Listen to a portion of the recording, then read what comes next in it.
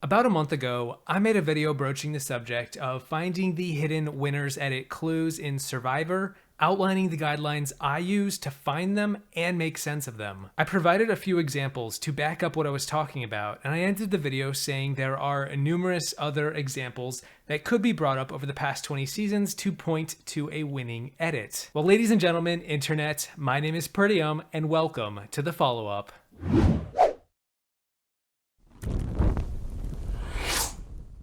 In this video, I'll be pointing out examples of the winners edit clues for the past 20 seasons of Survivor that I did not take the time to cover in the previous video. I'll be going down the line, season by season, chronologically, starting with season 21, Nicaragua, pointing out at least one clue for each winner that was mostly excluded from the last time I spoke about this subject. We're gonna go fast, so you guys ready to put on your detective hats? Don your pipe, call me Shirley. Here are over a dozen more examples of winners edit clues in Survivor. Starting with season 21, Nicaragua, you got Fabio. I did speak about Fabio and his winners quote a month ago, but another very important clue that has always stood out to me, and it did back in 2010 too, was what he had to say in episode 9 titled Running the Camp. It's the episode that Marty gets voted out, and Fabio speaks only one time, and it is so critical. Fabio is in on a plan to blindside Jane, and of course, he's not gonna get his way. Fabio is kind of irrelevant to the strategy. He didn't form the plan, he's not heading the plan, he's really just a number that won't even be on the right side of the vote, and he's not a major player for the action happening. Yet, he speaks once, and what does he tell us? That's the greatest thing about this plan. I don't really have to do a whole lot, and that's a big part of this game, is laying low. You know, I call it being cool.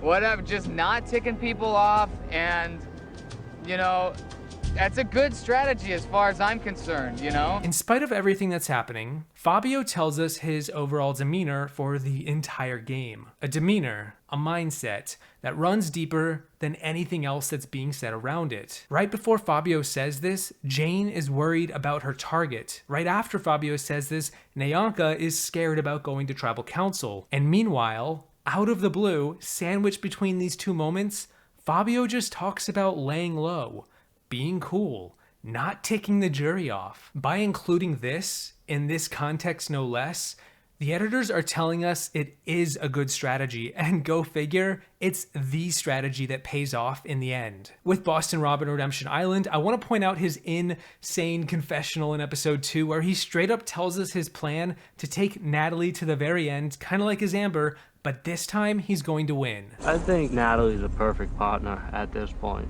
but it's gonna be hard though. It's like literally picking the girl up, putting her on my back, and I'm gonna drag your ass to the end.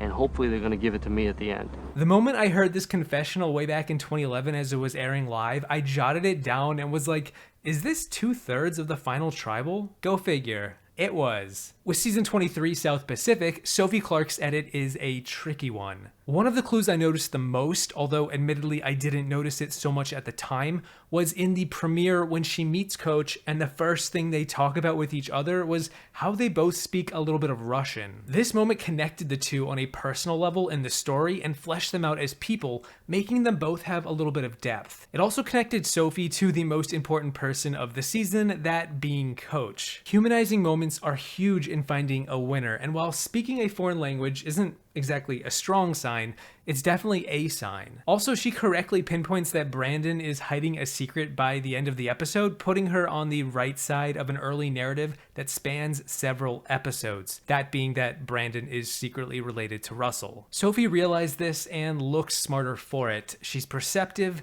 and it's a good first start. I think I have a really great advantage right now because I have this strong alliance where I really think at least a couple of people there are really, really sincere.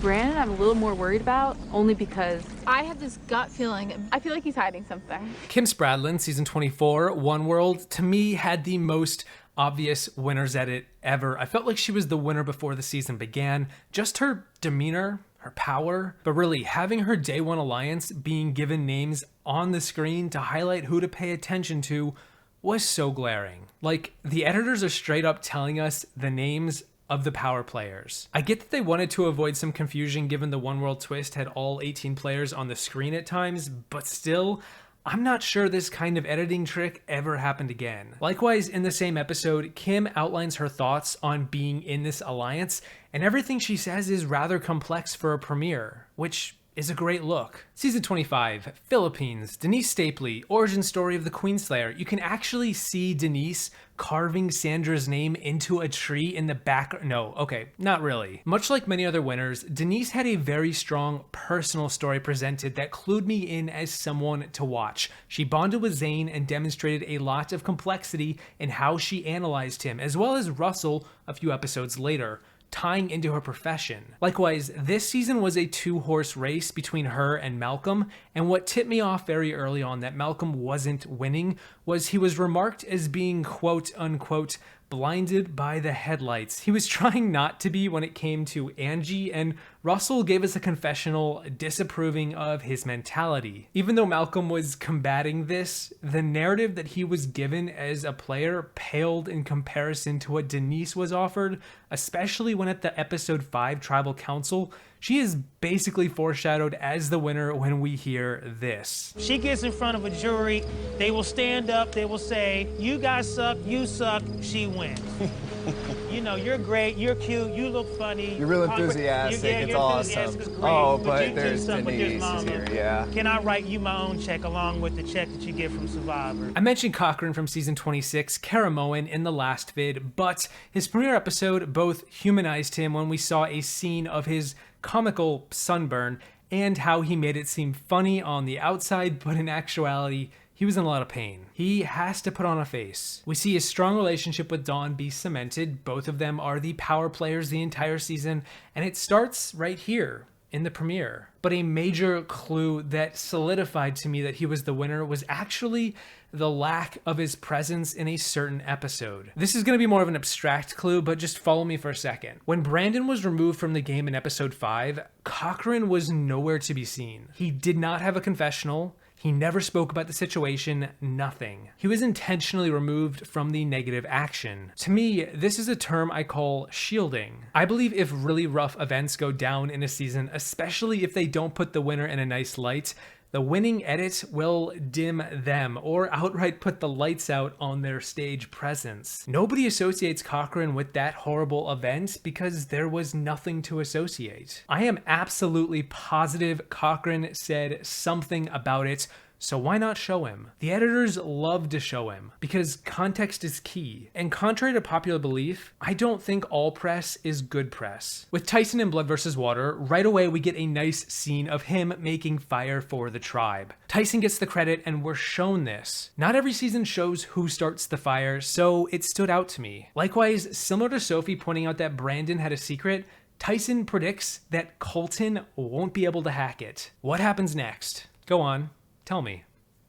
Yeah, Colton quits. When Tyson predicts this, I take note and I say, okay, Tyson said X might happen. Let's circle back to that and see if it does. Because if it does, that's a huge tell. It's a check mark in Tyson's corner. I think he came out here wanting to be different than the person he was. And he pretended to be for like a day and a half or something. But now you look at him, you're like, he's gonna end up overthinking himself out of the game probably. So Colton, are you quitting this game? Yeah. Okay, you are out of the game. Also, after his girlfriend gets voted out, he turns his story into one of winning the game for her, which was a really nice touch. A major event happens to a player, they speak about it and relate it to their game, and voila, there's an arc to follow. Okay.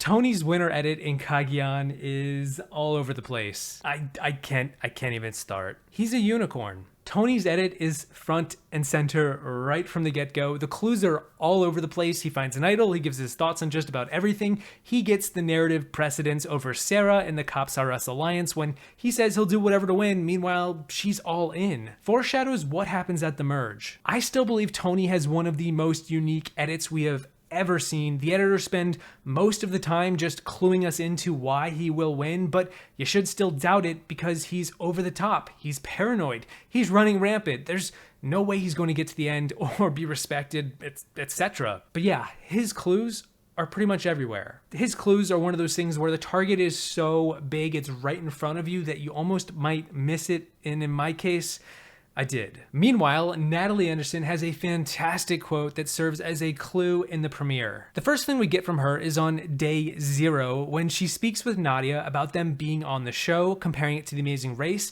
talking about their relationship as twins. Natalie tells us that their blood is thicker than anyone else's. And I'm like, you don't say. Fantastic quote in a season subtitled Blood versus Water. Our blood is thicker than anybody else's blood out here. I can guarantee you that. Because the longest I think we've ever been apart without seeing each other was like 2 weeks. We need help! Also later in the premiere, Natalie mentions how Jeremy is her new twinnie on the tribe, which sets her up pretty well for what happens next when she loses her first one by the end of the episode. Again, the editors are very deliberate. I spent a copious amount of time discussing Mike Holloway, so check out my last video for him, but for Jeremy in Cambodia, look at him talking about how he's doing this for his wife, how this scene where he escapes to the well and he tells us he's got to keep his motives a secret. Look at how this sharply contrasts with Andrew Savage, who is sharing stories about his wife and his life publicly to the tribe. Also, how the editors decide to frame Jeremy's story into a sympathetic light, with Andrew saying it should be something we should respect. In episode 4, Jeremy finds an idol and he tells us that he would love to be Steven's JT. What could that mean? He's not going to be happy with second place. Massive foreshadowing, as Steven would like to tell us, if you work with him, you will likely win the game. I would love to be Steven's JT. We could be friends for life after this. I'll give you second place if you're happy with that. I'm not happy with second place. And also just one more thing with Jeremy. In the merge episode, right after the feast happens, Steven tells us in a confessional that you gotta hit the ground running this season because it's new school and it is such a strategy-heavy cast. That tells me that whoever we see first strategizing right after Steven says this is going to be getting the leg up. And what do you know?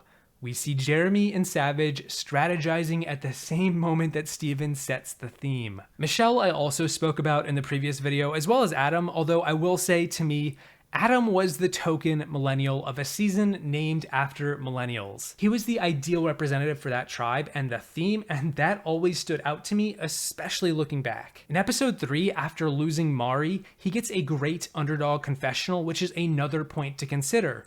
When a player is on the outs, does the story give them time to present their personal journey as being on the bottom, or are they mostly ignored? Because Adam was given time, and I always valued that perspective. I did not expect my first tribal council to be my first #blindside. It's gonna take a lot of work to get back into a position of power, but I wouldn't count me out. I think I can get back up to the top again. In Game Changers Season 34, I think this one's pretty obvious. A lot of returning player seasons have the players discussing how they're going to change their game from the last time, and Sarah had perhaps the most ideal moment of them all when she discussed her previous game and how this time she was gonna be, how do we say, a little more than just a cop. Last time I played like a cop, look where it got me.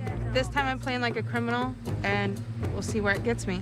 My word is not my bond in this game this time. Similar to Parvati in Micronesia, who also right away told us how she was going to be changing her game for the better, Sarah was all about a new strategy, improving upon herself, and that instantly clued me in to pay attention to what she does next. I have to win this time. It's my second time. I'm not coming back here to starve and be miserable. Ben and Wendell I covered in the previous video, as well as Chris and Tommy and Tony.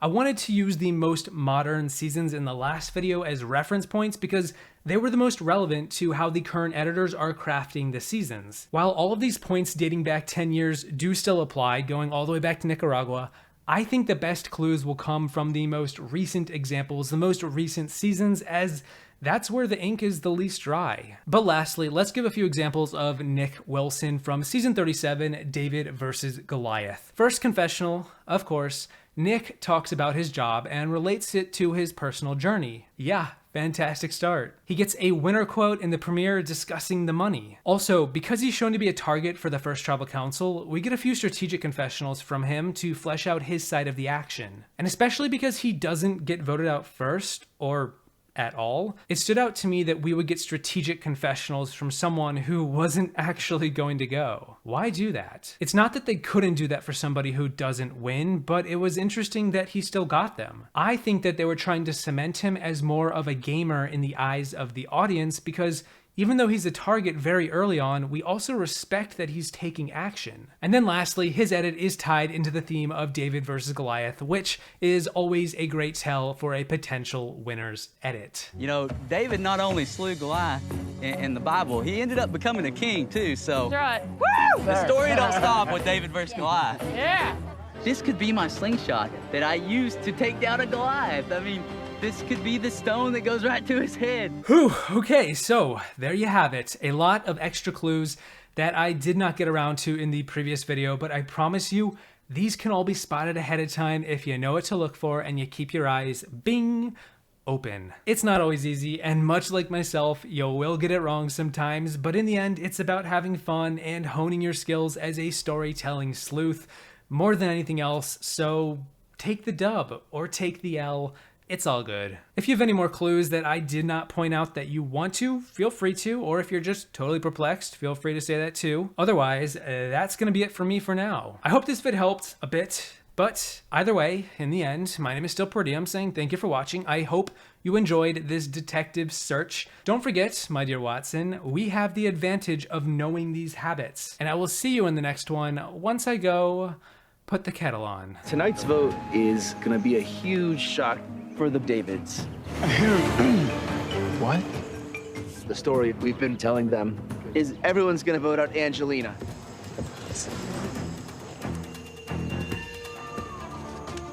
I'm gonna play this for Angelina. But what's actually happening is the Goliaths are all on the same page tonight to vote out Christian. This is a hidden immunity idol. Any votes cast for Christian will not count. And it sucks, man. He's an honorary brochacho. But he's smart, he's charismatic, he's good socially, and because of that, he's a threat. 9th person voted out and the 2nd member of our jury. John. That's 2, that's enough. Need to bring me a torch. Good one, guys. So, tonight is gonna be a hashtag brochacho blindside.